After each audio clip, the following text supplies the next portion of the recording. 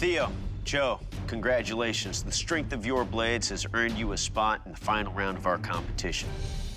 When you came here, you used our forge and our tools and our equipment to forge signature blades in your own style. Now we're sending you back to your home forges, where you will recreate an iconic blade from history. Are you ready to see what that weapon is? Absolutely. Yes. That weapon is the Naginata. All right. The Naginata emerged around 1,000 years ago in Japan as a powerful pole weapon used by samurai warriors.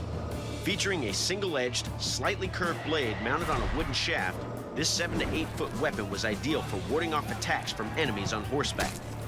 Because it relied on momentum rather than upper body strength, it was an ideal weapon for female warriors. The Naginata was the weapon of choice for samurai wives defending their homes and was even wielded by Seong-mi-na in the video game series Soul Calibur.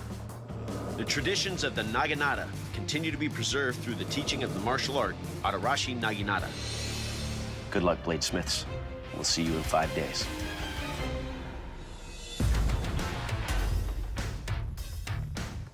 Today is day one. The first step I'm going to do is draw out our blade design. The process of making this is going to be outside of my ballpark. I am not a Japanese sword maker. I'm an American knife maker, but we're going to give it our best shot. We're going to do a Damascus billet.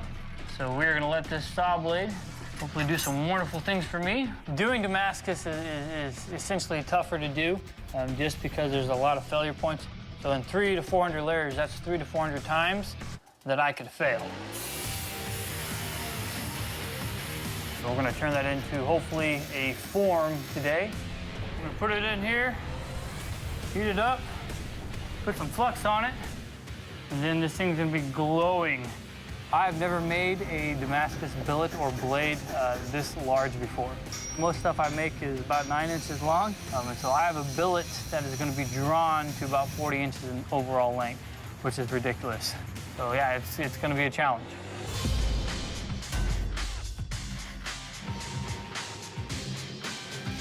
So the very first thing I have to do is start cutting the sections that I need. Here, I'm in a forge I'm comfortable with, and I have more time. This being the first day, I would really love to just go ahead and start tackling forge welding all the pieces of the blade together. I'm going to do a 3-layer laminate. So here I have my core material, and then here's my shell material on the outside. The benefit of the 3-layer laminate is that the outside shell absorbs the shock, whereas the hard core or edge material will stay very sharp. I definitely have the advantage over Joe when it comes to this, simply because I've made large blades many times before, and this will be his first. Well, I can see that the outer layer is starting to bow outwards. This is a big piece of metal. I may have bitten off more than I can chew.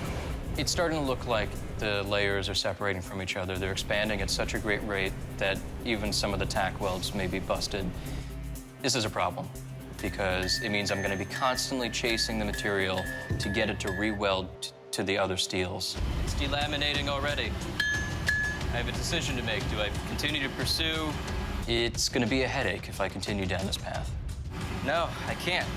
But ultimately, it's going to require too much time. I'm going to have to strip off the outer shell and just do pure W2. It's going to be a mono steel blade. I trusted my gut, and my gut lied to me.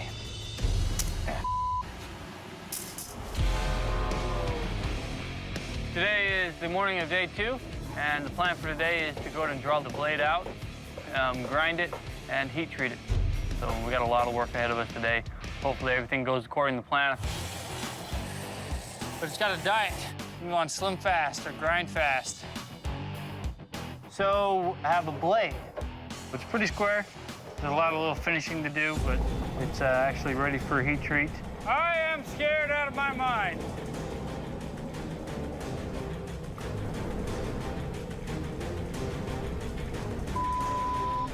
I have to get down, trying to move some of the equipment, move the propane tank out of the way, because I really don't want to burn the building down. When you change a variable, you get different results. I've never worked with that particular oil before, and we'll heat treat again. I have no regrets in dropping the lamination at all. Today, I need to create an integral guard. I'm continuing with a process that I'm familiar with, and I know I'll do a good job on.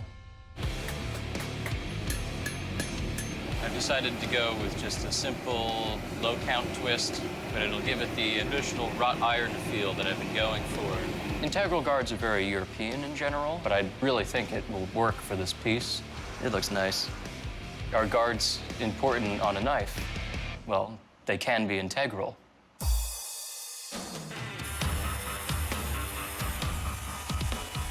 Never done anything with a handle this long, so brand spanking new for me. Ash is historically a very nice, flexible wood. For this, it'll be great because it'll be able to take the shock of hitting something really hard like bone or armor. Oh, yeah. Morning of day 4. We're just gonna do a hack test. It's more than sharp enough to hack through a tree. Sweet. Worked all right. The plan for today is to trim down the haft and then just fit everything together and work on the finishing. This is my piece of ash. It's supposed to be vertical grain. It's a little off-centered, but it's not horrible.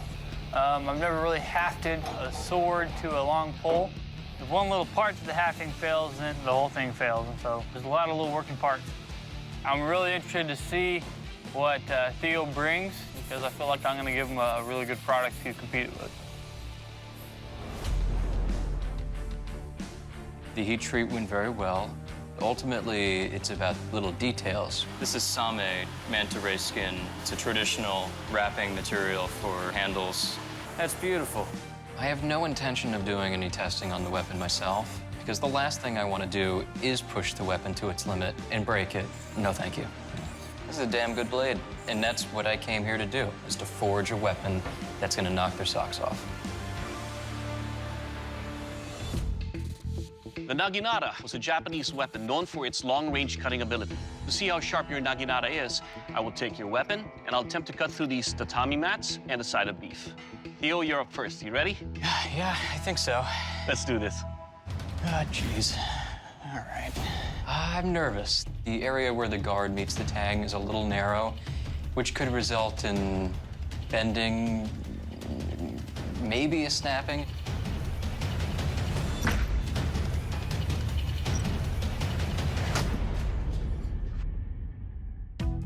I'll take it. Yeah, all right. I just want to point out that after that test, your blade has a slight bend to it. It almost cut all the way through one of the tatami mats. When it came to the side of beef, it cut cleanly through. Your blade feels good. It's got a nice weight to it, a nice balance. Overall, your Naginata will cut. Good job. Thank you. Joe, you're up next. You ready? Oh, yeah. Let's do this. Let's do it. I feel like Theo did really good in the tatami mat slice and exceptionally well through the beef slice. And I'm pretty nervous at this point on how my blade is going to perform.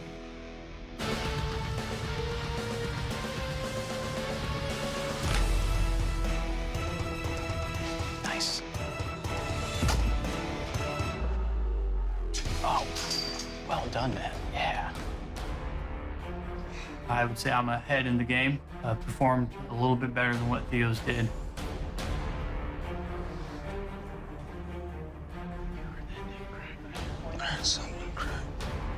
Well, Joe, you have a very sharp blade, but we now have an issue. When I cut through the tatami mat, your handle at the seams here came apart. Your handle seam has opened up.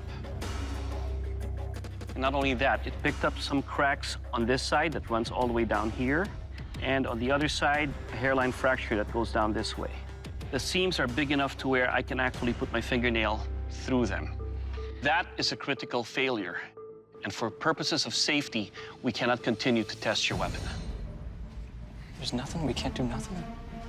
Bladesmiths, the judges have determined that there's no reason to deliberate.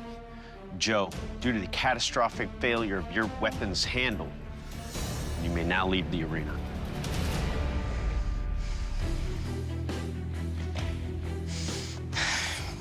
It's not the way I wanted to win. I wouldn't say I have regrets. I'd say if I go back and change some of the things I did, I would have gone with a different wood, something that was less likely to open up in a crack. I feel like I'm in a round room and I'm looking for a corner to cry in. It's a pretty tough loss. Theo, congratulations. You are the Forged in Fire champion and will be receiving that $10,000 prize. Good job. You know what I like about your blade? The way you reinforce your handle. Because the power you generate with that saved it. Congratulations. Thank you, sir. I am elated to be the Forged in Fire champion. Not the way I wanted to win, but I'll take it. I came here the youngest, smallest person, and I won. For the shortest guy, I certainly came out on top. Joshua, Jesse, congratulations. You guys have landed in the final round of this competition. Now we're sending you back to your home forges to recreate an iconic weapon from history. That weapon is a Lochaber axe. Good luck. We'll see you in 4 days. Good luck. Good luck. We're back at my home forge in Liverpool, and I'm ready to get started on the Lochaber axe. Finishing something that's this big that I've never done before in such a short amount of time is a huge challenge. Forging everything by hand has its advantages and disadvantages. The advantage is that you learn how to move steel pretty quickly, but the disadvantage is that it takes its toll on you physically. I'll be forged to width today, and I'll be forged to length today. I'm gonna make the best blade I can make, and hopefully it's a $10,000 axe. I have 4 days instead of the 5 days, so that means there's no time to waste in this contest. There's 5 pieces to this entire build, so getting everything to mesh together perfectly, that's gonna be the biggest challenge. I know that when we get to the testing that I have to make sure that this thing is as sturdy and as stout as possible because they are gonna beat the ever-loving crap out of this thing. This is a war machine, so I want to make sure that it is a lightweight blade. If a blade is too heavy, I mean, that could be the difference between, winning and losing this competition. Today, I'm going to profile the blade and get the bevel on it. I also want to get that hook attached today, too, so it's gonna be a busy day. I forged out my hook, and as I'm grinding the hook, there's a crack in my hook, right down the middle. I don't want to have to start damn over again. I can't afford to lose any time today, and I need to do this again. I don't have time to do things twice. I'm running a little behind today, so I don't have time with it too much. I got to kick it up a notch.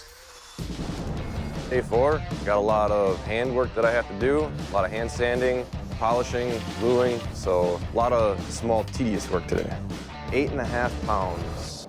I'm about 2.5 pounds over what I actually wanted to have it at. It's a little bit more difficult to swing and everything like that. And there's a couple of little tabs that I can cut off, the nuts and the bolts and everything like that. That's coming out for rivets. I shaved off a good pound, and it definitely feels much lighter. I hope that the weight isn't the determining factor when it comes down to the final judgment. This challenge was absolutely a wrecking ball, but I love this blade. All right, Bladesmiths, this is the kill test. Now, to find out how lethal your weapons are, I will take your Lochabers and deliver killing blows on this pig carcass. Joshua, you're up first. You ready for this? Yeah, let's do it. I don't mind going first, other than the fact that I might pass out because of anticipation, but I'm ready to see this thing get to work.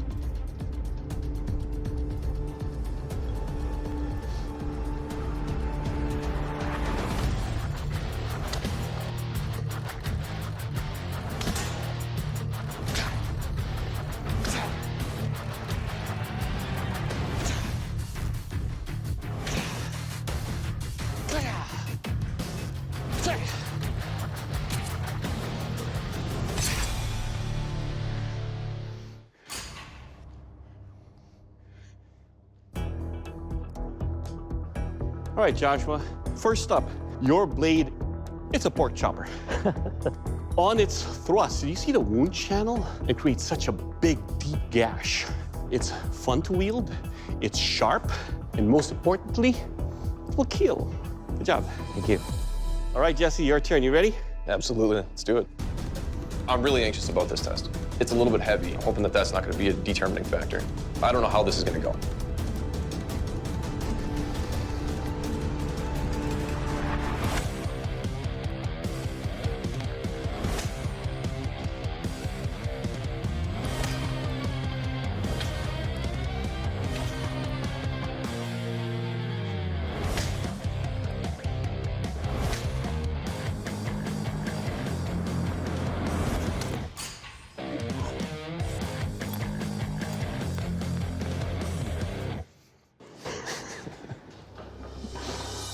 First up, your blade has the weight that every chop into something want to keep going. It wants to keep going and going and going to where pretty much took me with it.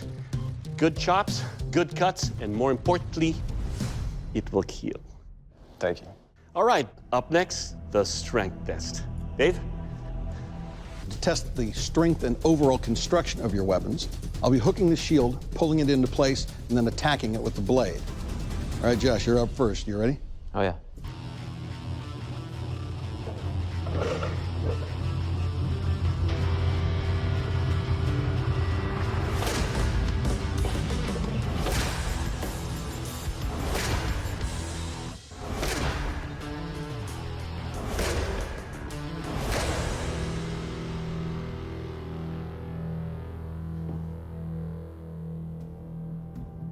So first off, you took a little bit of deformation here, pretty much where that edge caught some of the studs on that shield. But it's still sharp. It's really a nicely built piece. It's got a good look to it. It's easy to wield. Everything's still solid. Strong axe, nicely done. Thank you. All right, Jesse, your turn. You ready? Absolutely.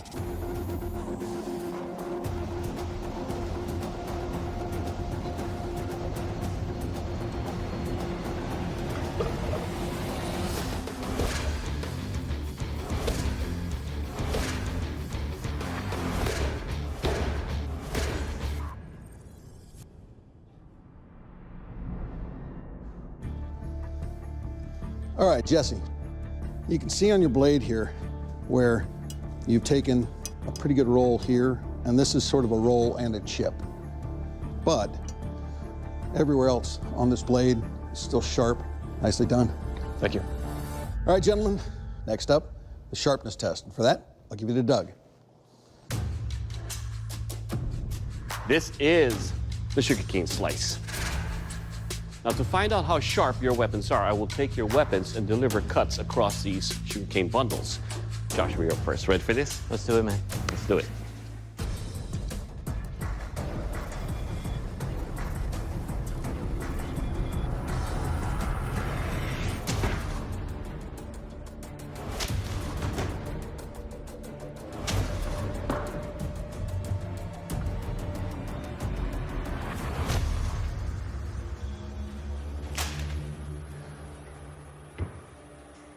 All right, Joshua. You contoured this shaft here so that when you hold on to it, you can really tell where the edge is. I really like that. Overall, sir, your weapon is sharp. It cuts all the way through cleanly. It will cut. Thank you. All right, Jesse, your turn. You ready? You betcha. It feels like I might be kind of at a setback right now just because my edge seemed like it took more damage. It can come down to the finest details.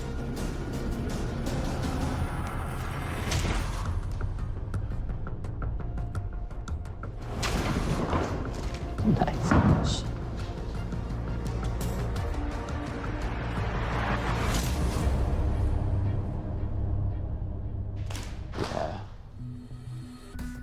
All right, Jesse. The blade is heavy. It cuts, but also you can feel the weight behind it crush the rest of it. Overall, sir, for this test, it will cut. Thank you. Who's gonna win this challenge? I have no idea. We are neck and neck. It's really anybody's game right now. It's a toss-up. Josh, Jesse, both of you guys brought in finale weapons that performed incredibly well in our tests. Only one of you can be the Forged in Fire champion, and that champion is... Josh, congratulations, you're the Forged in Fire champion. Jesse, unfortunately, your blade didn't make the cut. Jesse, you brought us a fantastic weapon, and this came down to the finest of details. Your weapon took a bit more damage, and your opponent's weapon was a little bit lighter and easier to control. And for those reasons, we're letting you go. All right. Jesse, please surrender your weapon. Second place is, it's not fun, but Josh brought a better blade. I gave it my best, and I put my best work out there. I came here to prove to myself that I'm not, just a backyard knife maker, and I'm ecstatic that I made it this far. All right, Josh, congratulations. You're the Forged in Fire champion, and that's a title that comes with a check for $10,000. Good job, brother. Yeah, it's amazing. It's an amazing feeling. Please present your blade to the judges. What? Are you kidding? Holy crap. I'm a Forged in Fire champion. I'm speechless.